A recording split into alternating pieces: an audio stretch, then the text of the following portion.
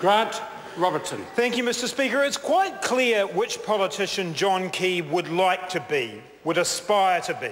He wants to be Keith Holyoake. He wants to be the National Party leader who goes on and earns a fourth term, who gets a moniker like Kiwi Keith, and becomes Sir, absolutely, and become pragmatic. You go on to be Governor-General, be somebody who New Zealanders across the divide respect and like. That's who John Key wants to be.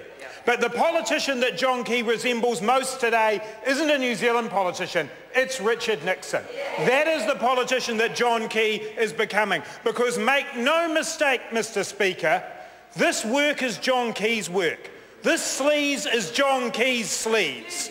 He is the person who employed these people. And any argument that Phil de Joux or Jason Eade are somehow or other doing something that John Key has no knowledge of is rubbish, Mr. Speaker. These people, Jason Eade, Phil de Joux, are doing the job that John Key employed them to do, to run a smear machine out of the Prime Minister's office.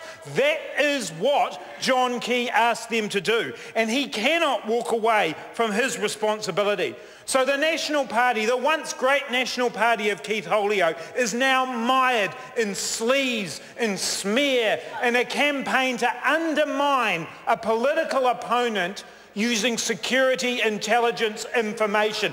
That's why he's Richard Nixon and not Keith Holyoake, because he's prepared to take the information from the Security Intelligence Service, who have the right to spy on New Zealanders, to take that information, hand it on down the chain to Cameron Slater to use, to advantage him, to give that information out, as Cheryl Gwynne said, for political purposes.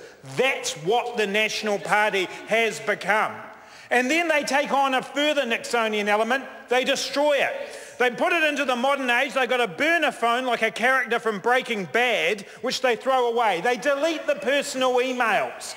They hide their tracks. This is the work of our Prime Minister's office. This is what is authorised by our Prime Minister. This is how low the National Party has sunk. Mr. Speaker, one of the things that Cheryl Gwynne says in the report is how concerned she is that the Prime Minister's Deputy Chief of Staff, a political appointment, is the person for whom the SIS was the direct contact in that office. John Key has effectively outsourced security intelligence work in his office. This is a change from any Prime Minister before now.